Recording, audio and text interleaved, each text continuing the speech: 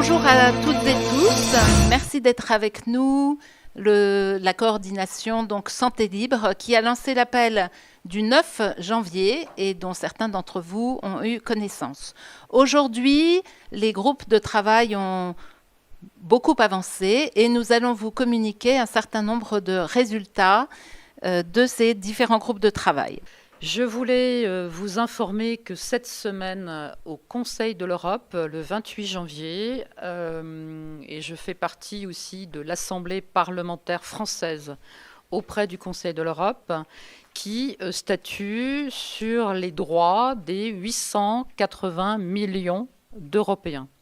Nous avons voté une résolution qui précise de façon très claire qu'il n'y a aucune obligation vaccinale. C'est un droit fondamental de chaque citoyen vivant en Europe de choisir ou non cette possibilité thérapeutique, donc le vaccin, aller se faire vacciner ou non. C'est une résolution qui précise cette stratégie sur le plan éthique et qui rappelle aussi qu'aucune discrimination sociale, professionnelle ou autre ne doit être appliquée si jamais un individu refuserait cette solution thérapeutique que je mets bien évidemment en parallèle avec tout ce qui vient de vous être présenté et peut-être, parce que donc le traitement précoce.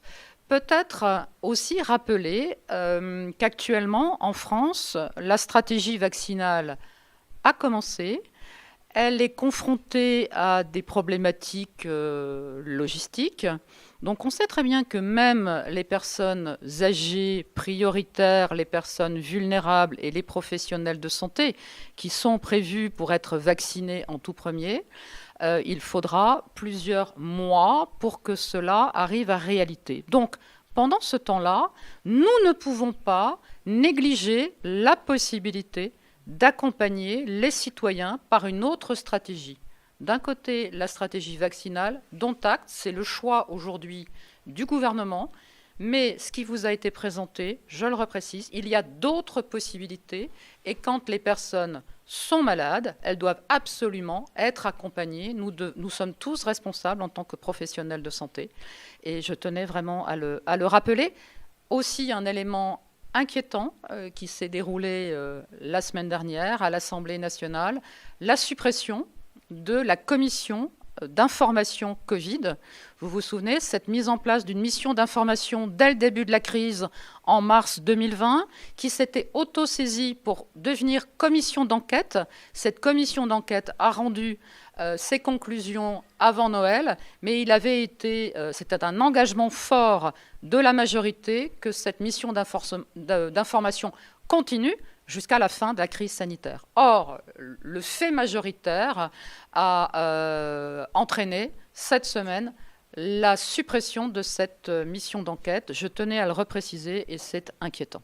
Dans ce moment qui va être un peu solennel, je vais reprendre essentiellement ma casquette de parlementaire pour vous redire à quel point le contexte que vivent et que vous vivez tous, contexte surréaliste depuis le début de cette crise, depuis février-mars 2020, avec Violaine Guérin parlait de la souffrance psychique de nos confrères, mais les citoyens aujourd'hui vont mal, quel que soit l'âge, quelles que soient les filières professionnelles, les restaurateurs, les barman, les gens, les artistes des filières du vivant, les étudiants, toute cette jeunesse aujourd'hui qui n'a pas accès aux universités. Et on a appris récemment que les universités resteraient fermées en présentiel jusqu'en juin.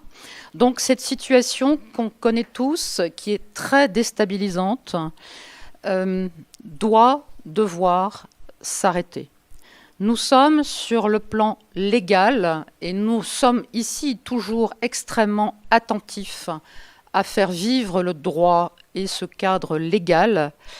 Sur le plan de la législation, je vous le rappelle, depuis le 23 mars 2020, nous fonctionnons en France sous un régime d'exception, le régime de l'état d'urgence sanitaire qui a glissé tout doucement avec tous ces épisodes itératifs de confinement, de déconfinement, de couvre-feu à horaires variables, d'autorisation de déplacement et j'en passe, véritablement vers un état d'urgence sécuritaire. L'Assemblée parlementaire, aujourd'hui, dysfonctionne totalement sous ce régime d'état d'urgence et la démocratie, je pèse mes mots, est véritablement bafouée depuis 11 mois en France. En tant que parlementaires, nous ne pouvons pas, dans notre travail quotidien, qui est celui de l'évaluation et du contrôle de l'action du gouvernement, agir comme on devrait le faire, puisqu'il y a, pour des mesures sanitaires, un fonctionnement à 50% de présence des parlementaires. Ce que nous avons l'habitude de faire aussi, c'est d'aller défendre nos amendements. Et là, vous avez bien compris que l'état d'urgence sanitaire qui est en train d'être prolongé jusqu'au 1er juin, tout se passe en commission des lois. Et dès que vous n'êtes pas commissaire aux lois, comme moi qui suis commissaire aux affaires sociales, nous ne pouvons pas aller défendre les amendements. Et au fond, nous sommes élus et nous sommes la représentation des citoyens sur les territoires. Donc aujourd'hui, j'aimerais faire un appel véritablement très solennel vis-à-vis de mes collègues parlementaires, de tous mes collègues parlementaires, de façon transpartisane, quelle que soit la couleur, quel que soit le groupe politique, pour une motion de censure, article 49.2 du gouvernement. Nous sommes face aujourd'hui à un président qui a été élu, qui a mis en place un gouvernement en qui, nous les parlementaires, nous ne pouvons plus avoir confiance.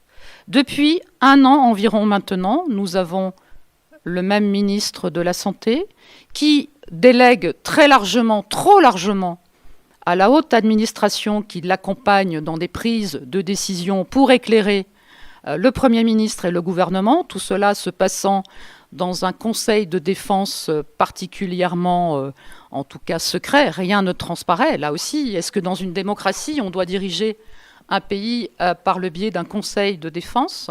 Nous avons aussi, vous le savez, un conseil scientifique qui, contrairement à celui que nous sommes en train de mettre en place, n'est pas du tout indépendant.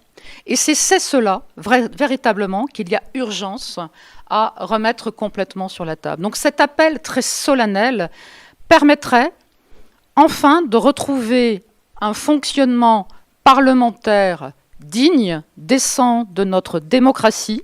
Nous en appelons, en effet, j'en appelle à tous mes collègues parlementaires pour que cette motion de censure soit votée. Nous devons être 58 parlementaires pour demander cette motion de censure et qu'ensuite la majorité le vote. Je crois que les Français, aujourd'hui, attendent réellement d'un gouvernement qu'il prenne des décisions différentes.